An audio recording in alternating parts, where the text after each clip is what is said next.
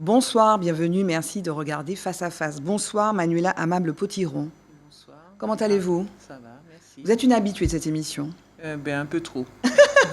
Mais c'est normal, parce que vous êtes président d'une association, l'AUTM, l'Association des usagers de transport de la Martinique, mais qu'on a besoin d'entendre, qu'on a besoin d'entendre régulièrement, Oui, pour faire le point régulièrement sur la situation du transport en Martinique.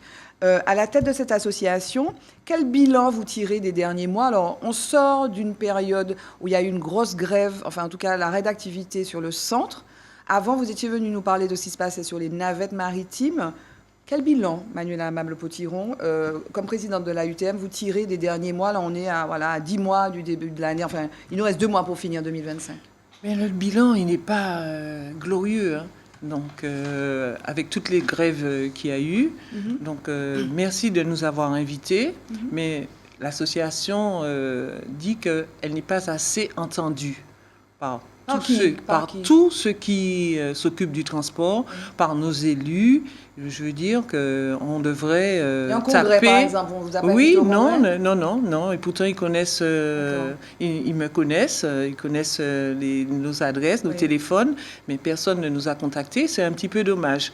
Donc, je veux dire, on en a assez, effectivement, de venir sur le plateau pour répéter, ressasser les mêmes choses, mais il le faut, puisque nous portons la voix des usagers. Des sans-voix, on va dire. Oui, tout à fait. Et d'ailleurs, le premier sous-titre, les usagers des transports abandonnés. Oui. Qu'est-ce que vous en pensez? Oui, c'est vrai, parce que, on a une autorité organisatrice, Martinique Transport, effectivement, qui fait des choses, certes, mais nous ne sommes pas assez entendus. Il est vrai qu'on a eu beaucoup de relations épistolaires, c'est-à-dire par courrier, non.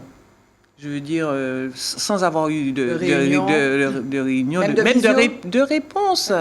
Non, je veux dire... Ou quand on vous prend au sérieux, on vous prend pas au sérieux. Les usagers des transports en commun ne sont pas pris au sérieux. Non, mais si ils étaient pris au sérieux, je pense qu'il y a un transport un peu organisé et amélioré par rapport à toutes nos remontées. D'accord.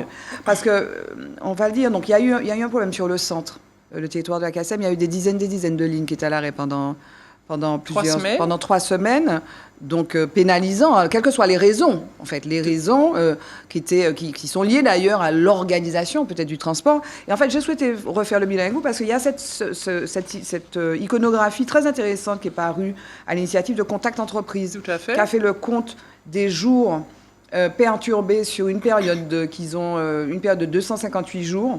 Donc, ils ont observé une période du 1er janvier au 16 septembre 2025, 258 jours. Je vais le montrer. Donc, pour le bus et le TCSP... Non, mais c'est énorme. Là, ils ont fait en globalité, mais nous, ce que nous faisons, nous détaillons ligne par ligne sur tout le réseau CACEM. Il y a combien de lignes sur le réseau CACEM? 61. 61 lignes, oui. Mais quand on fait le bilan de certaines lignes, il y a des lignes qui sont absentes plus de 25 jours par mois, ce qui est inadmissible. Alors, je n'ai pas donné. Donc, 134 jours perturbés sur 258 jours, 52%. OK? Navettes, on va revenir sur les navettes. 127 jours perturbés sur 258 jours. Comment vous interprétez? Donc, on disait, si vous étiez pris au sérieux, peut-être qu'il y en aurait moins, on vous écouterait, on vous inviterait dans les réunions, etc. D'où vient le problème? Comment, votre analyse, vous qui connaissez la situation, d'où vient le problème? Le problème vient d'une part des exploitants qui n'ont pas des bus toujours en bon état, qui ne suivent pas. Alors, on ne sait pas si c'est par rapport aux moyens financiers. Il y a aussi l'autorité organisatrice, je suis désolée de le dire, qui ne joue pas son rôle, qui ne fait pas respecter le contrat aux exploitants. Avec des pénalités de retard. Allons repréciser le système, parce que tout le monde ne l'a pas en tête. Il y a une autorité, donc il y a la CTM, il y a une autorité organisatrice. Avant, c'était le Conseil général. Depuis que il y a la CTM, c'est la CTM, n'est-ce pas? Oui. Donc, et il y a Martinique Transport qui organise tout ça. Oui. Okay? Et Martinique Transport qui passe des marchés avec des délégataires de services publics, dans le cadre du DSP, qui est la situation la plus courante en France quand on veut exploiter du transport. Sauf que Martinique Transport va travailler avec telle société pour pouvoir gérer tel nombre de lignes, tel nombre de lignes, tel nombre de lignes. Sur l'ensemble du territoire? Tout à fait. Juste sur le territoire CACEM?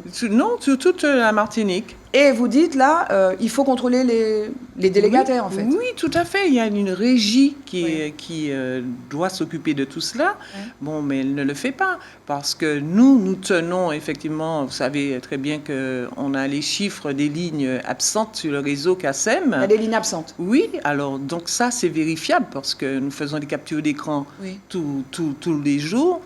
Donc ces chiffres, on peut les retrouver sur le site de la régie. Oui. Donc, pourquoi ne se servent-ils pas de nos informations pour pouvoir améliorer ce qu'est-ce qu'il faudrait faire? Il faudrait acheter d'autres bus ou demander aux entreprises de mettre des bus. Effectivement, quand nous disons qu'il y a un manque de bus, on nous répond oui, il n'y a pas d'argent. Il n'y a pas d'argent. Eh bien, que la CTM n'a pas d'argent et que Martinique Transport n'a pas d'argent. Oui. Mais ce n'est pas les problèmes des usagers. C'est un service public. Oui. Je veux dire qu'on est en droit de pouvoir se déplacer comme on veut. Est-ce que précisément, en fait, on a le sentiment, c'est pas la première fois qu'on se voit, Manuela, on a le sentiment que ça n'est pas un service public. Si c'est un service public, il y aurait éventuellement une continuité de service public. Oui. Est-ce que dans ce que vous connaissez des délégations de service public, des DSP, il y a la mention continuité du service? Oui, tout à fait. On a fait jouer cela par rapport à Blue Line, ce qui nous a valu une certaine somme, puisqu'on a pris des avocats pour retrouver cette mention sur la DSP. Mais elle y est, mais apparemment, tout le monde est aveugle et personne ne veut entendre notre voix. Sur Blue Line, on revient, parce qu'on a parlé de ce qui s'est passé effectivement sur le centre au niveau des bus. Il y a eu effectivement une grève assez longue aussi sur le réseau des navettes maritimes avec, donc l'exploitant c'est Blue Line, oui, c'est tout ça? À fait. Et alors vous étiez venu à ce moment-là, et vous avez engagé des avocats précisément pour saisir la justice pour que le juge fasse, vous avez fait un référé pour que le service reprenne. Et en fait, ce qui est apparu, c'est que la notion de service minimum, ne s'applique pas chez nous. Enfin, ne s'applique pas pour le transport maritime. Oui, c'est ce que les avocats de Blue Line ne cessent de répéter, alors que nous avons la preuve sur papier que c'est inscrit dans le contrat de la délégation de service public. À l'époque, dans votre communiqué, vous disiez, en défense, les avocats de la société Blue Line ont soutenu, ça manque pas de sel, que le transport maritime constituait un simple confort pour les usagers, lesquels disposeraient d'une alternative par la route. Oui, je le confirme, oui. Ça veut dire que voilà, il n'y a pas de... Mais ce n'est pas fini, de toute façon, il va y avoir encore... en octobre, on aura la réponse du délibéré, on verra parce qu'il y a aussi le problème des réparations de bateaux qui ne sont toujours pas faits. Donc sur Casse-Pilote, ça traîne, sur Saint-Pierre aussi. Et puis on va s'attaquer aussi, je pèse mes mots, s'attaquer aussi pour savoir où sont passés les fonds publics alloués à l'ancien délégataire et éventuellement au nouveau délégataire. Pour le maritime, parce que ce sont des fonds publics. C'est notre argent. D'accord. J'ai l'impression que là, vous êtes en train de passer une vitesse supérieure. Mais oui, parce que les usagers, finalement, sont muets. Ils bloquent pas les routes, ils bloquent pas les giratoires.